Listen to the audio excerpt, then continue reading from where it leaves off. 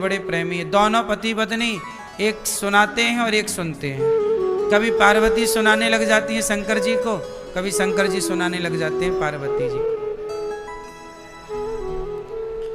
भैया श्री नितिन बख्शी जी, पूजा बख्शी जी, कोसीन बख्शी जी, विधान जालान, रजनी भट्ट जी, रीता कौल जी, रोमिला जी, राशि जी, शशि जी, समस्त बख्शी परिवार लाजपत नगर दिल्ली से आप मैया कथा का प्रेम पूर्वक कार्य आपसे करा रहे हैं। भगवान देखो, हनुमान जी लंका गए ना, सीता माँ का पता लगा के आए। ये हनुमान जी का पराक्रम नहीं था। राम जिस पर हाथ रख देते हैं ना, वो हनुमान हो जाता है। यदि अंगूठी हनुमान जी की जगह अंगद जी को दे दी होती राम जी ने। कल हम लोगों ने कथा में सुना कि भगवान शंकर माता पार्वती को सुना रहे हैं कि भगवान का अवतार क्यों होता है। बार बार सुना रहे हैं शंकर जी के भगवान के जन्म के अवतार, जन्म के हेतु अनेक हैं।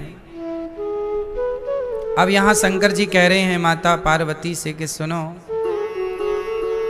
भगवान क्यों अवतार लेते हैं।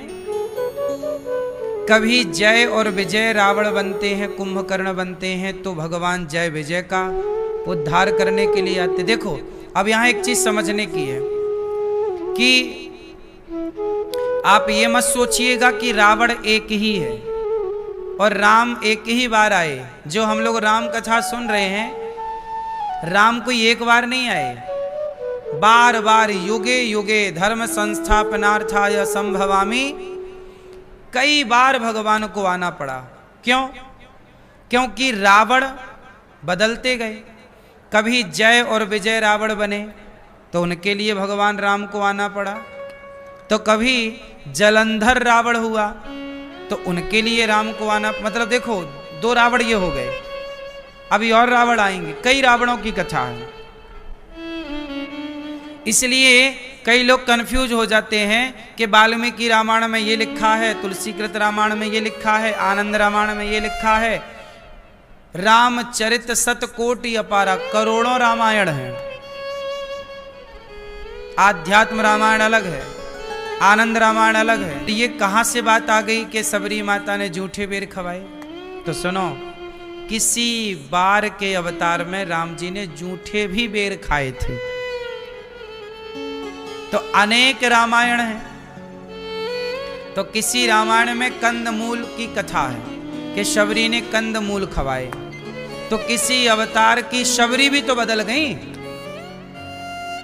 जब रावण बदल गए तो शबरी भी तो बदल गई। हर बार की शबरी अलग होती है। शबरी कौन? कभी जैसे आपके घर में रामलीला होती है, मतलब आपके गांव में रामलीला होती है। जब आपके गांव में रामलीला होती है तो आपके गांव में जो रामलीला 10 साल पहले हुई थी, वही रामलीला 10 साल बाद हुई, लेकिन रामलीला के पात्र बदल गए। रामलीला नहीं बदली, लेकिन जो लड़की सीता बनती थी, अब वो सीता नहीं बन रही है, कोई और बन रही है। जो आदमी रावण बनता था, अब वो चला गया, दूसरा व्यक्ति रावण का अभिनय कर रहा है रामलीला में। रामलीला सेम है, मंच वही है, स्थान वही है, लेकिन पात्र बदल गए। बोलो हाँ। शबरी पिछली रामलीला में कोई और बनी थी, इस रामलीला में शबरी। अब जैसे टीवी पर देख लो ना, रामानंद सागर जी ने रामायण बनाई, फिर दूसरे कलाकार ने रामायण बनाई, तो रामायण तो वही है, कथा तो क्रम वही है, पर पात्र बदल गए कि नहीं? तो लगभग वही होना है सब। वो तो सब लिखित में है कि लीला यही होनी है, स्क्रिप्ट वही है, बातें वही है, डायलॉग वही है, पात्र बदल गए। सही है। तो कभी शबरी माता ने बेर जूठे करके खवाए थे, तो कभी कंदमूल भर। किसी जन्म की शबरी ने ये लीला की, तो किसी जन्म की शबरी ने वह लीला की।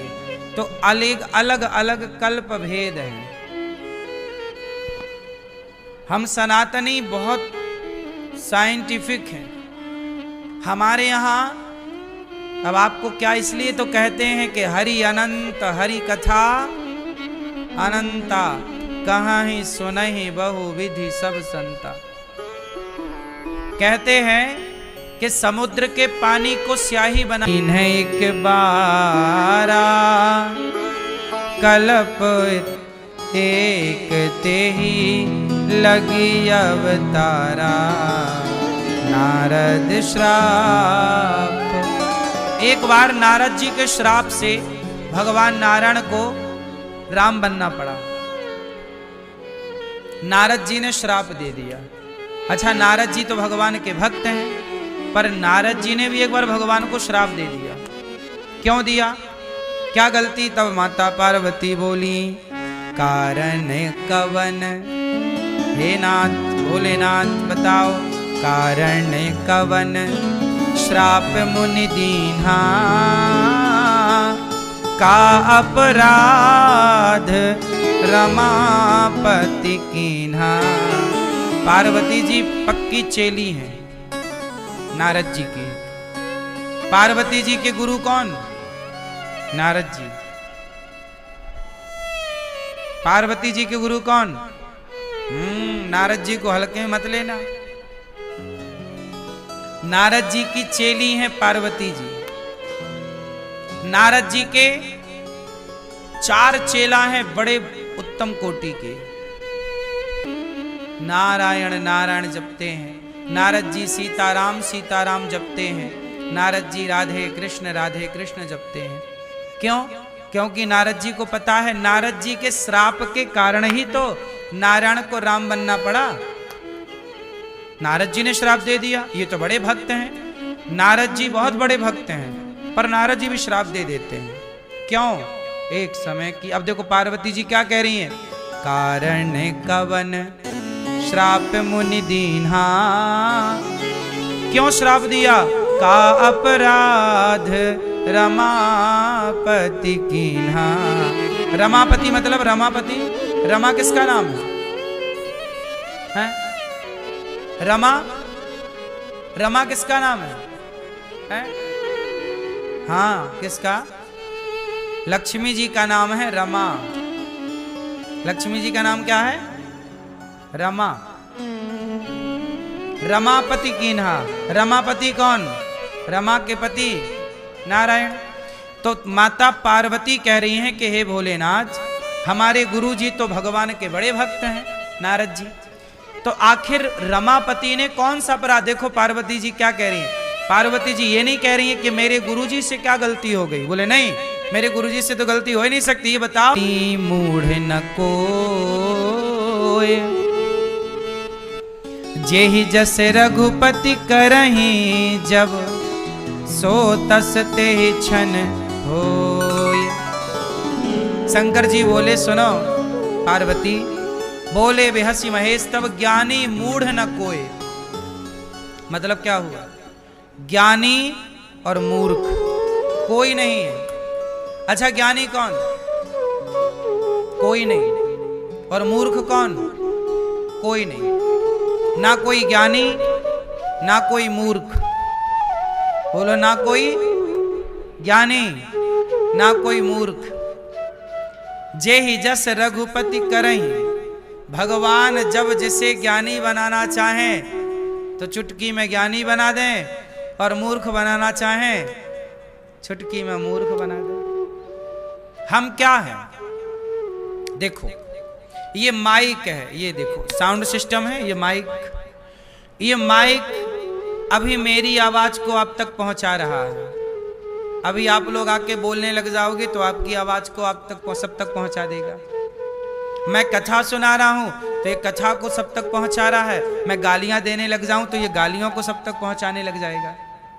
ये अपने से कुछ नहीं करता, ये तो सामने वाले की अब बात लेके आगे पेस्ट कर देता है। बोलो हाँ, बोलो हाँ। इसका अपना कुछ नहीं है, ना इसकी कथा है, ना इसकी कोई गाली है, ना ये अच्छा है, ना ये बुरा है। बात सही है। इसमें जो गाली बोल दी जाए तो ये गाली निकाल देगा साउंड सिस्टम, कथा बोली जा रही है तो कथा निकाल रहा है, इसका क्या दोष है? ऐसे हम ही वो साउंड सिस्टम है। भगवान जो निकलवाना चाहते हैं मेरी वाणी से वही निकल रहा है। भगवान जो आपकी वाणी से निकलवाना चाहे, कहते भगवान बोलते कैसे हैं? सब ज्ञान सबके योग्य नहीं है, सब पचा ही नहीं पाएंगे, संदेह पैदा हो जाएगा। इसलिए तुलसीदास जी देखो एक दोहे में सब कुछ कह रहे हैं, लेकिन ये बात सब नहीं समझ पाते। सब लोग रामचरितमानस बाँचते हैं, बाँचते मीन्स पढ़ते हैं, पढ़ते सब हैं, और खोपड़ी में किसी की घुसती नहीं है जल्दी से। हर व्यक्ति प्रसन्न कैसे रह सकता है? हर हाल में हम लोग हर हाल में खुश रह लेते हैं। क्यों? क्योंकि हमें ये पता है इस चौपाई का अर्थ। आपको भी हम बता रहे हैं कि बोले बेहसी महेश तब ज्ञानी मूढ़ ना कोई, ना कोई ज्ञानी ना कोई मूढ़, ना कोई ज्ञानी ना कोई अज्ञानी। भगवान जिसे जब जैसा बनाना चाहे वो वैसा हो जाए। नारद जी जैसे ज्ञानी, नारद जी जैसे भक्त की बुद्धि बिगड़ गई कि नहीं? अभी बताएंगे हम आपको। रावण जैसे ज्ञानी, रावण जैसे विद्वान की बुद्धि भ्रष्ट हो गई कि नहीं? कैकई जैसी माता, राम को दूध पिलाने वाली, बुद्धि भ्रष्ट हो गई कि नहीं? फिर ये मत कहो कि हम बड़े पुजारी हैं, हम बड़े भक्त हैं। अच्छे अच्छे भक्तों की भी बुद्धियां भ्रष्ट हो जाती हैं। क्यों? क्योंकि हम तुम कुछ नहीं करते। ये बुद्धियां भ्रष्ट भी इसलिए होती हैं ताकि समाज को मैसेज मिलता रहे। सौभरी नाम के ऋषि, घटना यहीं वृंदावन की है। सौभरी जी की तपस्थली यहीं है। पानी में एक मछली मत्स्य के साथ क्रीड़ा कर रही है कि बाबा जी ने देख लिया। अच्छा, काश हम भी गृहस्थ होते तो ऐसी क्रीड़ा हम भी करते। पानी से निकल आए, तपस्या छोड़ दी, राजा के पास गए। महाराज, राजा की 50 बेटियां थीं। बोले महाराज हम आपकी बेटी से ब्याह करना चाहते हैं। राजा बोले कि बाबा जी, मन में सोचे कि आप तो बड़े बूढ़े हैं, आप तो बड़े बुढ़े हैं और आप देखने में भी अच्छे, हमारी बेटी कैसे? लेकिन राजा मना करें तो बाबा जी श्राप दे दें। तो राजा को लगा कि एक काम करो महाराज, अंदर जाओ, हमारी बेटियां बैठी हैं 50, जो बेटी आपको पसंद कर लेगी आप उससे ब्याह कर लेना। बाबा जी अंदर गए, पर बाबा जी जब गए तो एक खंबा था वहां पर, खंबा में मणि थी, मतलब मणियों के खंबे थे ना पहले के जमाने में, रत्नों के खंबे। तो उसमें उनका चित्र दिखाई पड़ा, प्रतिबिंब, जैसे दर्पण में आपका दिखता है ऐसे मणि में दिखाई। अरे हम तो बुड्ढे हैं, हमसे कौन ब्याह करेगा? हमारे तो इतने बड़े बड़े जटाएं हैं, इतने बड़े बड़े बाल, इतनी बड़ी बड़ी दाढ़ी, और हम पानी में रहते रहते हमारी चमड़ी बिल्कुल गल गई है, कहाँ अच्छी रखी है, हमसे ब्याह करेगा कौन? तो सौभरी ऋषि ने अपने तप के प्रभाव से अपने को यंग कर लिया, जवान और सुंदर हो गए। तपस्वी साधु थे, तप के बल से जवान हो गए, सुंदर हो गए।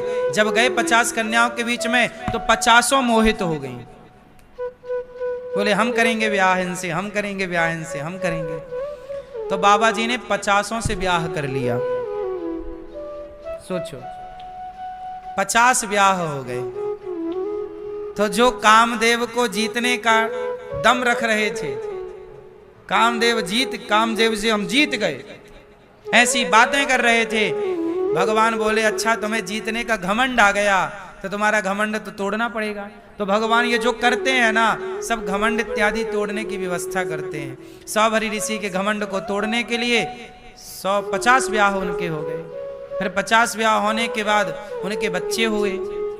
फिर उन्हें वैराग्य हुआ, अरे राम राम राम, हम कहाँ थे, तपस्वी थे और कहाँ गए, फिर सब छोड़ के तपस्या की, तब फिर उनका कल्याण हुआ। कुल मिला के सारी कथाएं ये समझाती हैं कि आप ये मत कहो कि हमने काम को जीत लिया, हमने क्रोध को जीत लिया। ये मत कहो कि हमने ये पढ़ करके ये ज्ञान पा लिया। नहीं, कोई ज्ञानी नहीं, कोई मूढ़ नहीं।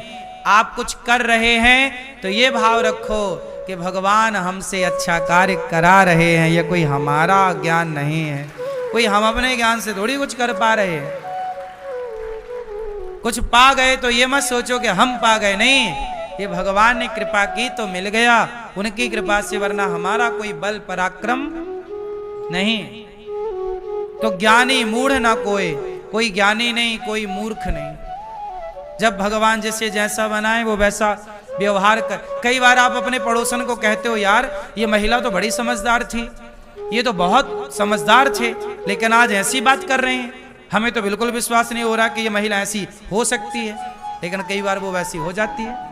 ऐसा हुआ कि नहीं? कई बार आप कहते नहीं, ये आदमी तो बहुत अच्छा था, ये तो ऐसा कर ही नहीं सकता था, लेकिन वही फिर वो काम कर लेता है कि जो आपको भरोसा नहीं होता कि भाई ये तो ऐसा नहीं था, इसका मतलब वो वैसा नहीं था। बात सही है कि वो वैसा नहीं था, लेकिन वो वैसा हो गया। क्योंकि कब कोई ज्ञानी की तरह दिखने लग जाए, कब कोई मूर्ख की तरह व्यवहार करने लग जाए, ये आपके हाथ में नहीं है, ये भी ईश्वर के हाथ में। इसलिए अभिमान मुक्त होकर सदा ईश्वर के अधीन रहा करो। किसके अधीन रहोगे? अब सुनो आगे क्या हुआ। एक दिन की, अब देखो नारद जी को शंकर जी कह रहे हैं कि नारद जी ने एक बार श्राप दिया। क्यों दिया? पूरी कथा सुनो। एक बार नारद जी जा रहे थे आकाश मार्ग से, नारायण नारायण ना कीर्तन करते हुए। तभी उन्होंने देखा कि हिमालय के तट पर एक सुंदर सा वन है, हरा भरा। तो नारद जी को लगा यहाँ बढ़िया हवा चल रही है, ठंडी ठंडी, और यहाँ थोड़ा बैठ के ध्यान किया जाए भगवान का। तो नारद जी बैठ गए गंगा के किनारे, और गंगा के किनारे बैठकर भगवान का ध्यान करने लग गए नारद जी। और जब नारद जी भगवान का ध्यान करने लग गए तो नारद जी बहुत बड़े भक्त ऑलरेडी हैं, इसमें कोई आश्चर्य है नहीं। तो नारद जी जब ध्यान करने लग गए तो देवराज इंद्र घबरा गए। कोई भी आदमी तपस्या करता है ना तो इंद्र की धड़कन बढ़ जाती है।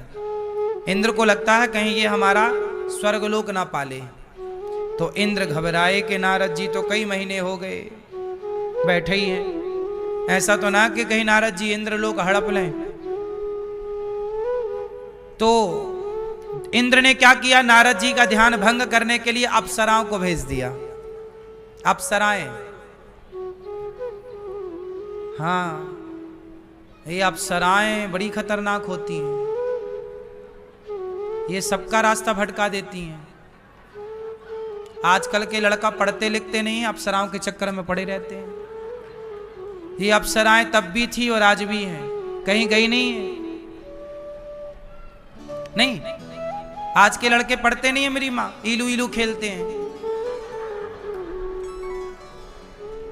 अप्सराओं के चक्कर में पड़े रहते हैं। नारद जी के पास अप्सराएं आई,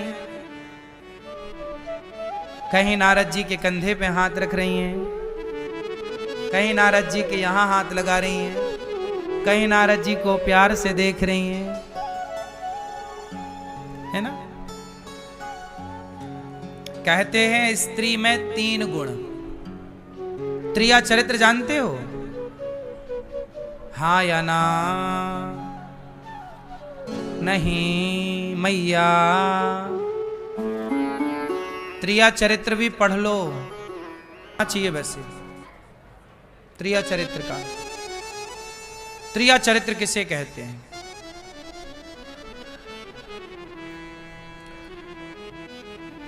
अब सुनो, त्रिया चरित्र तो आप सब जानते ही होंगे, हम क्या बताएं, हमसे बढ़िया आप लोग जानते होंगे। क्यों, आप जानते दादाजी के नहीं जानते हैं? जिनके बाल पक गए हैं वो ठीक ठीक जानते होंगे, जिनके बाल अभी काले हैं वो थोड़ा कम जानते होंगे, क्योंकि त्रिया चरित्र जानने में 50 साल लग जाते हैं, एक दिन में नहीं जान पाता कोई। सही है कि गलत है? तुम जानते हो? पढ़ लेना। शादी हो गई? बढ़िया है, फिर जान जाओगे।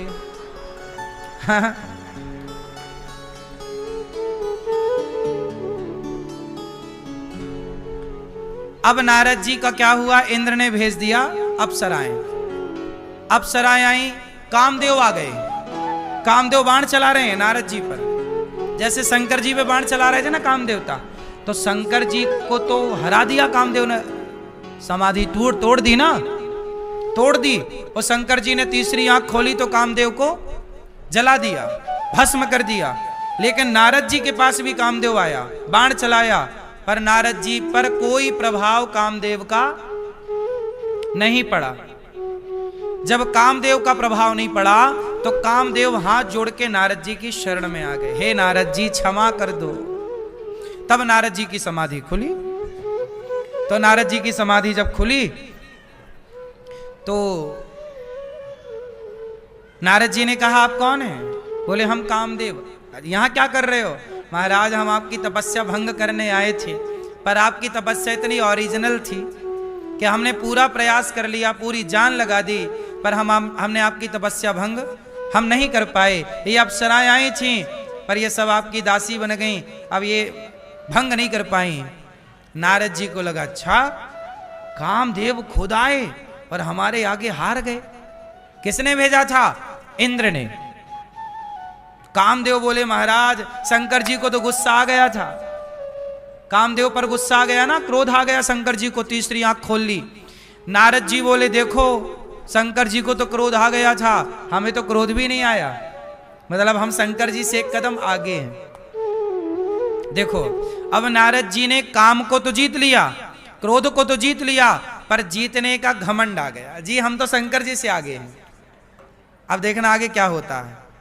अब नारद जी बोले, शंकर जी को तो क्रोध आ गया, हमें नहीं सुनो, और देवराज इंद्र से कह देना कि हमें उसकी कोई सत्ता नहीं चाहिए। तो नारद जी को ना लालच आया इंद्रासन का, ना काम जागा स्त्रियों को देखकर, है ना, ना क्रोध आया उनकी गलतियों को देखकर, ना क्रोध, ना काम, ना लोभ, और तीनों ही खतरनाक हैं। ये तीनों ही दुनिया में नचाते हैं। या तो आपको क्रोध परेशान कर रहा है, बड़ा गुस्सा आता है, क्रोध, या तो लोभ, सबको लोभ चाहिए, लोभ के कारण ना सारे पाप चल रहे हैं। पाप के बाप का नाम ही लोभ है। धरती का हर पाप शुरू कहां से होता है? लोभ से। तो नारद जी ने लोभ को भी खारिज कर दिया, क्रोध को भी खारिज कर दिया, और काम वासनाएं तो डूब परेशान कर ही नहीं पाई। नारद जी बच गए, बच तो गए, कामदेव प्रणाम करके चले गए, पर नारद जी को अभिमान आ गया कि जी मैंने काम को जीत लिया, क्रोध को जीत लिया, लोभ को जीत लिया। अब देखो, सुख हाड़ ले भाग सठ, स्वान निरखि मृगराज, छीन ले ये जन जान जड़, तिमि सुर पतहि न लाज। इंद्र को भी क्या सूझा कि नारद जी पर संदेह कर लिया कि ये हमारा इंद्रासन हड़प लेंगे। अरे भैया, सूख हाड़ ले भाग सठ, स्वान, स्वान मतलब कुत्ता। एक बात बताओ, एक बार शेर जा रहा था, तो शेर को देखकर कुत्ता वहां पड़ी हड्डी को मुंह में दबा के भागा। कौन भागा? कुत्ता। क्यों भागा? कुत्ते को लगा कहीं ये शेर हमारी हड्डी छीन ना ले। अब बताओ, शेर कभी हड्डी छीनेगा? शेर हड्डी का क्या करेगा? हड्डी कौन चबाता है? बोलो। कुत्ते को कहीं हड्डी मिल जाए ना तो पकड़ के चबाता रहता है।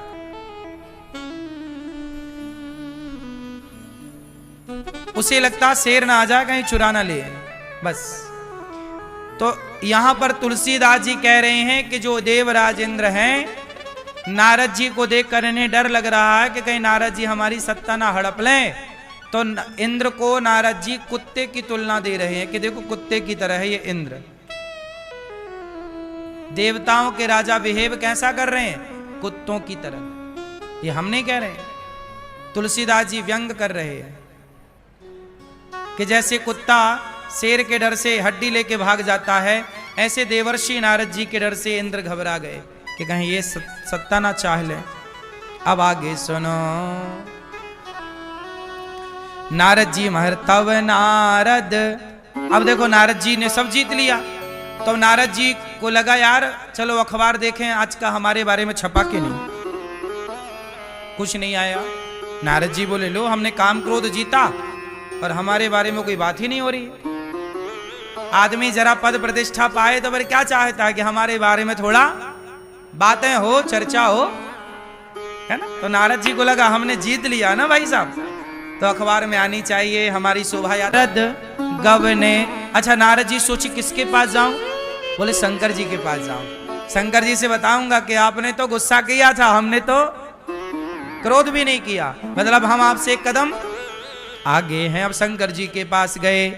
मार चरित काम चरित शंकर ही सुनाए, अति प्रिय जानी महेश सिखाए, बार बार बिन बहु मुनि तो ही, जिम यह कथा सुनायहु मोही। शंकर जी कह रहे हैं नारद जी, अब नारद जी ने पूरी बात सुनाई शंकर जी को। शंकर जी सुनो, वो कल की घटना आपको याद है? पढ़ी आपने अखबार में? शंकर जी बोले नहीं हमने तो नहीं पढ़ी। अरे कल हमारे पास कामदेव आए, हमने कामदेव को हरा दिया। और सुनो, हमने कामदेव को हराया पर हमें गुस्सा भी नहीं आया, और हमने देवराज इंद्र के इंद्रासन को भी लात मार दिया, नहीं लेना जा। तब शंकर जी बोले हे नारद जी, ये जो कथा आपने हमें सुनाई है ना, ये भगवान विष्णु को मत सुना देना। तब नारद जी को लगा अच्छा मतलब शंकर जी हमसे ईर्ष्या कर रहे हैं कि ये विष्णु जी को पता ना लग जाए, वरना हमारा पावर। हम मना कर रहे हैं, समझा रहे हैं तो मान जाओ, जिद्दी ना बनो, मान जाओ। सब मना कर रहे हैं वहां मत जाओ, सब मना कर रहे हैं ये मत करो, मान जाओ, तुम्हारे हित के लिए। 1 महीने रुक जाओ, 2 महीने रुक जाओ, थोड़ा रुक जाओ, ठंडे दिमाग से पुनः विचार करो, पुनर्विचार करो उस बात पर। सब मना कर रहे हैं, गुरु भी मना कर रहे हैं, माता पिता भी मना कर रहे हैं, बड़े बूढ़े मना कर रहे हैं, मान जाओ। शंकर जी ने समझाया कि नारद जी मान जाओ। शंभु दीन उपदेश हित, नहीं नारद ही सुहान, भरद्वाज कौतुक सुनहु, हरि इच्छा बलवान। अब देखो कौतुक, खेल, कौतुक मतलब खेल। अब भगवान का खेल चालू हो गया। नारद जी गए। अब नारद जी का मन ही ना लगे यहां वहां। नारद जी को लगा भैया हम, शंकर जी ने मना किया वहां मत जाना, पर हम क्यों ना जाएं, हम तो जाएंगे। नारद जी बोले कि भगवान से मना किया सुनाने के लिए, क्यों ना सुनाए, हम तो सुनाएंगे। भाई हमने जीता है तो हमारा नाम तो होना ही चाहिए। हाँ ये भैया सो गए क्या? अच्छा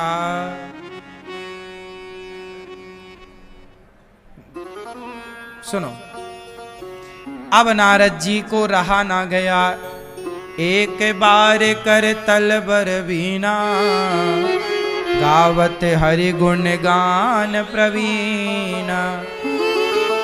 क्षीर सिंधु, देखो क्षीर सागर, अब क्षीर सिंधु गवने मुनिनाथा। नारद जी को रहा ना गया, रहा ही नहीं पड़ रही है, और नारायण करते करते नारद जी क्षीर सागर चले गए। मना किया था शंकर जी ने वहां मत जाना, क्षीर सागर चलेगा। क्षीर सागर मतलब भगवान नारायण, लक्ष्मी जी जहां पांव दबा रही हैं।